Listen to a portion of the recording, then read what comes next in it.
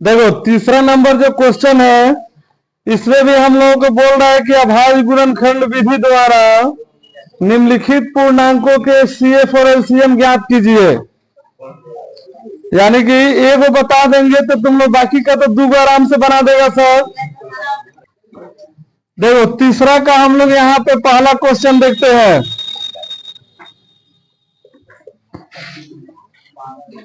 12, 15 और 21।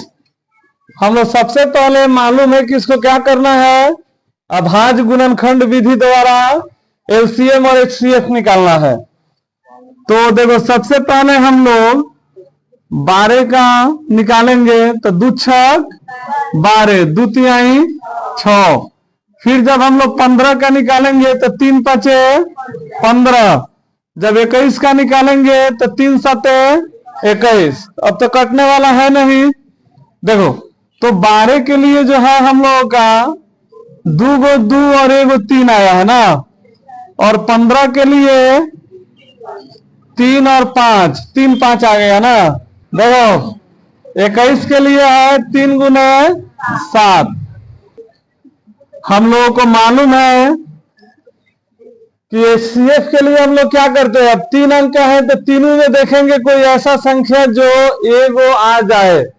तो 3 है जो तीनों में आ रहा है ना, तो यहाँ पे हम लोग 3 लिख दिए, ठीक है। उसके बाद में 2 है तो ये किसी में नहीं मिल रहा है, 5 एक गो में है, 7 एक गो में है ना।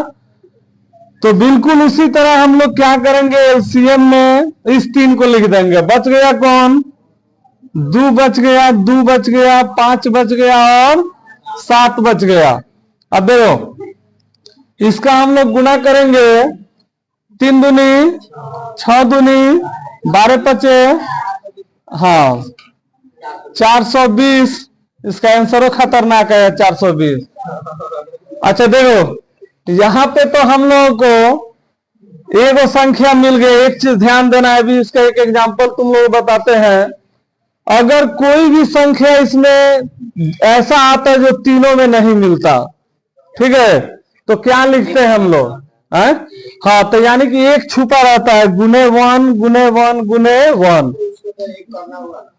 हाँ नहीं, इसमें तुम लोग एक दिखाओ या नहीं दिखाओ, ठीक है, इसमें भी एक दिखाओ या नहीं दिखाओ। जब कोई भी संख्या तीनों में जब नहीं आएगा तो हम लोग समझेंगे कि एचसीएफ कितना होगा, 1। जैसे हम लोगों को मालूम है कि जो सअभाज्य संख्या होता है, सअभाज्य संख्या हम लोग किसको कहते हैं, जिसका एचसीएफ कितना आता है, 1। अभी आगे वाला एक्सरसाइज में सअभाज्य का प्रयोग होगा तो उसको लिखवाएंगे हम। अच्छा एक तो तरीका ये है, हम लोग सीख लिए इसको कैसे एचसीएफ एलसीएम निकालेंगे। लेकिन एक और कभी कभी आ जाता है जिसमें बच्चा सब दिक्कत कर देता है। सब देखो मान लो 40 है, 60 है, 80 है,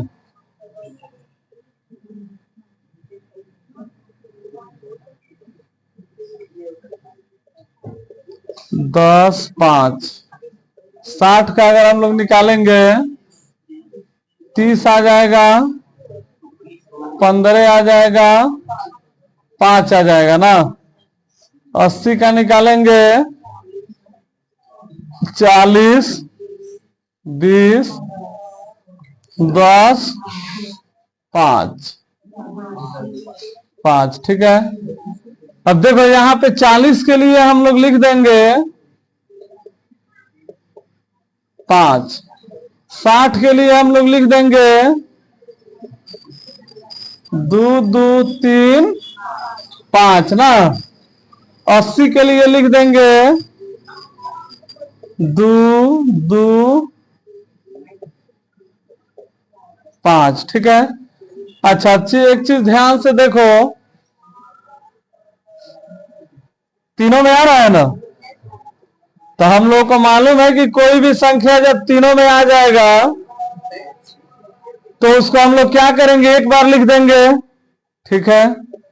देखो एक और 2 आ रहा है, इसको भी एक बार लिख देंगे। नहीं ये 2 तो तीनों में नहीं ना आ रहा है, 2 गो में आ रहा है। एक 5 आ रहा है, एक 5 लिख देंगे, तो यानी कि 2 दूना 4, 4 पचे 20। और इसका जो एलसीएम होगा अब देखो जब एलसीएम में लिखेंगे, यही तुम लोगों को हम बताना चाह रहे थे कि 3 गो में तो आया तो हम एचसीएफ में लिख देंगे, लेकिन जब 3 अंक में रहेगा कोई संख्या अगर 2 गो में आएगा तो एलसीएम में 1 गो लिखाएगा। ठीक है, ये ध्यान रखना है कि कोई संख्या, अब यहां पे देखो एगो 2 है, एगो इधर भी 2 है ना। हाँ, तो 2 गो के बदला में हम लोग 1 गो 2 लिखेंगे एलसीएम में। बहुत लड़का क्या करता है सर, ये भी 2 उतार देगा, ये 2 लाइनें से उतारते चल जाएगा, तो उस तरह आंसर गलत हो जाएगा। तो 2 के बदला में 1 2, मान लो कहीं एगो और 3 रहता ऊपर या नीचे, तो 2 को 3 के बदला में हम लोग कहे 3 उतारते हैं, 1 गो उतारते हैं, लेकिन 3 यहाँ पे 1 गो ना है, तो 3 हम लोग 1 गो उतारेंगे, 2 1 गो। अब इसको गुना कर देंगे, 2 3 6, 6 दूना 12, 12 दूनी 24, यही हो जाएगा आंसर। ये जो अभी तुम लोग समझाए समझ में आ गया ना, यानी कि 3 का हम लोग जोड़ा लगाएंगे तो एचसीएफ में लिख देंगे। ठीक है, और कोई संख्या जो 2 गो में आएगा तो एलसीएम में 1 गो लिखाएगा। ठीक है, चाहे कितना हो बार है, मान लो एक और इधर 2 रहता तो फिर ये इधर मान लो एगो 2 है, तो फिर ये 2 के साथ मिलके कई गो 2 उतरता है, यहाँ 1 गो उतरता, चाहे कितना हो बार रहे। चलो ठीक है, उसको नोट करो सब। अब बाकी का जो 2 गो बच जाएगा वो तुम लोग कल बना के लेके आएगा सब।